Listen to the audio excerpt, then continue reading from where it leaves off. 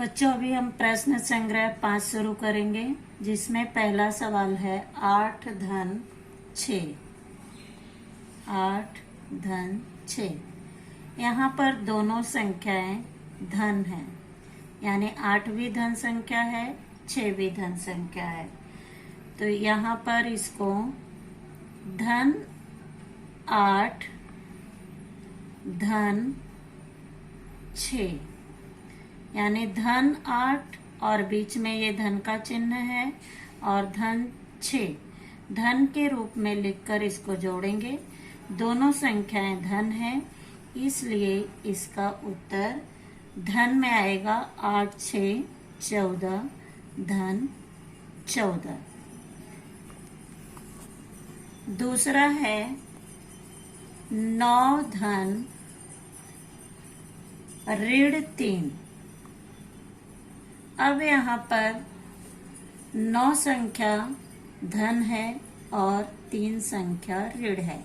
जब विपरीत चिन्ह होते हैं तब इसे हम जोड़ नहीं सकते हैं। इनको हम कब जोड़ सकते हैं? या तो दोनों संख्याएं धन हो या तो दोनों संख्याएं ऋण हो।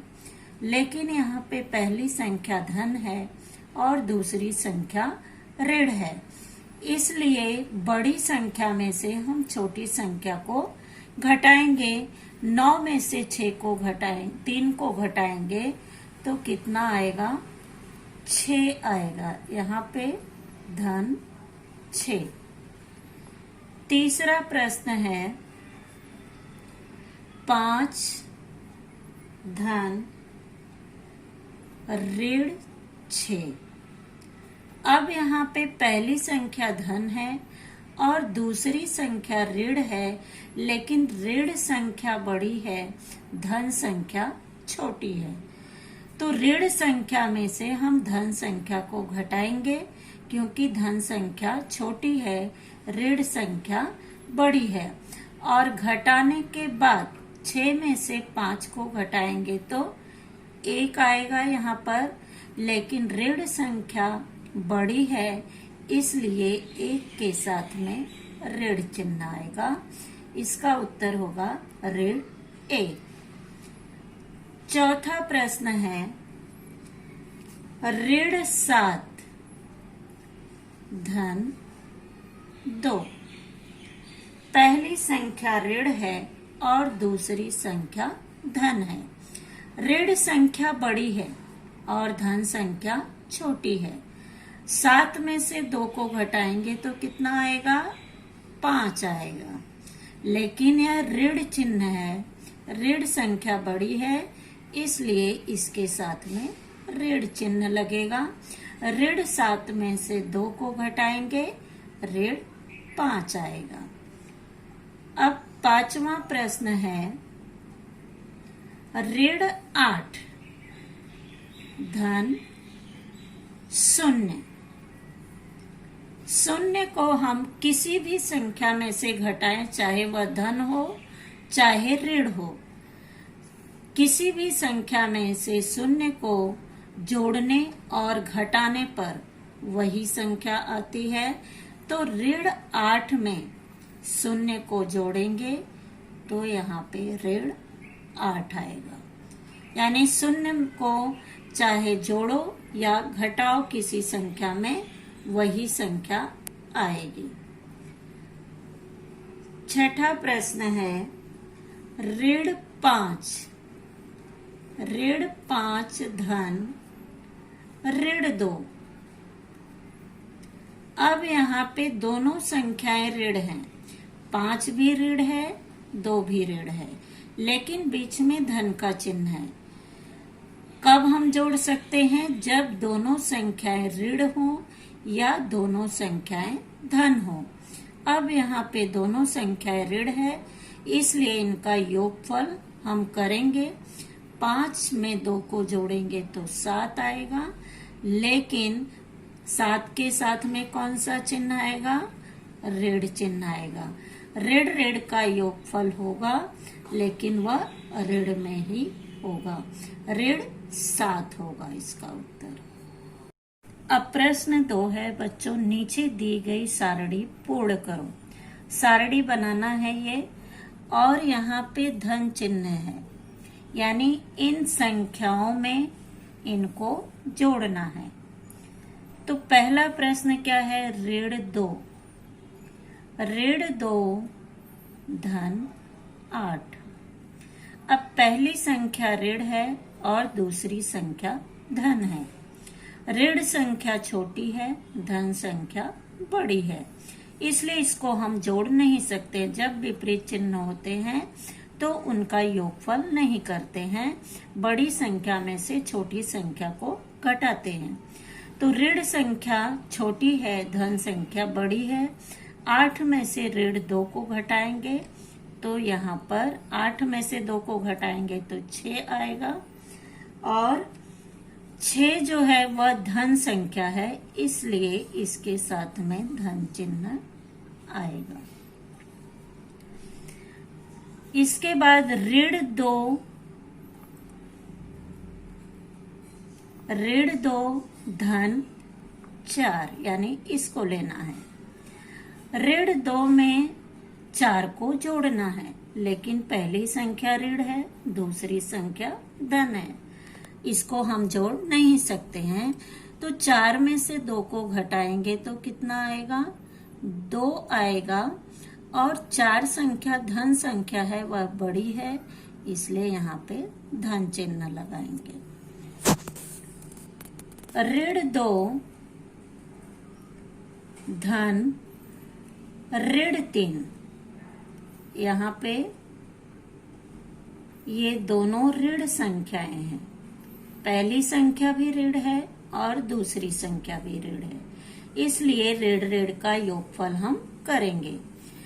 तो 3 और 2 5, लेकिन यहाँ पे इनके साथ में कौन सा चिन्ह आएगा, ऋण का चिन्ह आएगा।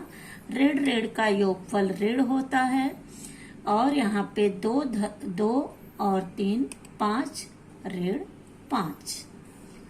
अगला प्रश्न है ऋण 2 धन ऋण 5। अब यहाँ पर भी दोनों संख्याएं ऋण है। ऋण 2 धन ऋण 5, दोनों ऋण ऋण है, इसलिए इसका योगफल होगा 5 और 2 7, लेकिन यहाँ पे कौन सा चिन्ह लगेगा, ऋण चिन्ह लगेगा। दूसरा प्रश्न है 6। अभी 6 को इनके साथ में जोड़ना है। 6 के साथ में 8 को, 6 के साथ में 4 को, 6 के साथ में ऋण 3, 6 के साथ में ऋण 5 को जोड़ना है। तो यहाँ पे 6 धन 8। अब यहाँ पे दोनों संख्याएं धन है, इसलिए इनका योगफल हम करेंगे। 8 और 6 कितने होते हैं, 14। तो यहाँ पर होगा धन 14। अब 6 के साथ में 4 को जोड़ेंगे, 6 धन 4, दोनों संख्याएं धन है, इसलिए इनका योगफल होगा 6 4 10 धन 10। 6 धन ऋण 3, यानी 6 को लेंगे और धन चिन्ह लगाएंगे, और ऋण 3 को लेंगे। 6 धन ऋण 3, पहली संख्या धन है, दूसरी संख्या ऋण है। तो धन में से ऋण को घटाएंगे, धन संख्या बड़ी है, ऋण संख्या छोटी है। 6 में से 3 निकल गए, 3, और धन संख्या बड़ी है, इसलिए यहाँ पे धन का चिन्ह होगा। अब 6 धन ऋण 5, पहली संख्या धन है, दूसरी संख्या ऋण है, इसलिए इसको हम नहीं जोड़ सकते हैं। तो 6 में से 5 को घटाएंगे, कितना आएगा, 1 आएगा, और धन संख्या बड़ी है, 6 संख्या बड़ी है, इसलिए यहाँ पे धन का चिन्ह होगा। अगला प्रश्न है 0। यानी शून्य के साथ में इनको जोड़ना है। 0 धन 8। किसी भी संख्या में हम शून्य को जोड़े या घटाएं वही संख्या आती है, तो यहाँ पे धन 8। 0 धन 4। शून्य में 4 को जोड़ेंगे तो कितना आएगा? 4 आएगा, और 4 धन संख्या है इसलिए यहाँ पे धन लगेगा। अब 0 धन चिन्ह लगाएंगे क्योंकि यहाँ पे धन है। ऋण 3।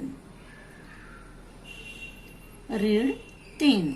शून्य में से ऋण 3 को, शून्य में ऋण 3 को जोड़ना है, तो यहाँ पे कितना आएगा? ऋण 3। 0 धन ऋण 5। शून्य में किसी भी संख्या को जोड़ो या घटाओ वही संख्या आती है, इसलिए यहाँ पे ऋण 5 आएगा। अब ऋण 4 के साथ में 8, 4, ऋण 3, ऋण 5 को जोड़ना है, तो ऋण 4 हम लिखेंगे धन। ये धन का चिन्ह है इसलिए यहाँ पे धन लगाएंगे। 8 ऋण 4 धन 8। पहली संख्या ऋण है, दूसरी संख्या धन है, और धन संख्या बड़ी है, ऋण संख्या छोटी है, इसलिए बड़ी संख्या में से छोटी संख्या को घटाएंगे। 8 में से 4 निकल गए, 4। धन संख्या बड़ी है इसलिए यहाँ पे धन का चिन्ह लगेगा। अब ऋण 4 धन 4। पहली संख्या ऋण है, दूसरी संख्या धन है, और दोनों संख्याएं एक दूसरे के विपरीत है, सेम, यानी ऋण 4 धन 4। यानी इसको घटाएंगे तो क्या आएगा? यहाँ पे 0 आएगा। अब अगला प्रश्न है ऋण 4 धन ऋण 3। यानी यहाँ पे ऋण 4 है, धन का चिन्ह लगेगा, ये धन है, और ऋण 3 को जोड़ना है। पहली संख्या ऋण है, दूसरी संख्या भी ऋण है, इसलिए इनका योगफल हम कर सकते हैं। 4 और 3 7 होगा, लेकिन यहाँ पे ऋण चिन्ह लगेगा, ये ऋण 7 होगा इसका उत्तर। 4 3 7, चूंकि दोनों ऋण ऋण है इसलिए यहाँ पे ऋण लगेगा। अब ऋण 4 धन ऋण 5। पहली संख्या भी ऋण है और दूसरी संख्या भी ऋण है, तो 4 और 5 9। ऋण ऋण का योगफल करेंगे, लेकिन उसका उत्तर ऋण में ही आएगा, ऋण 9। ऋण 4 धन ऋण 5 बराबर ऋण 9।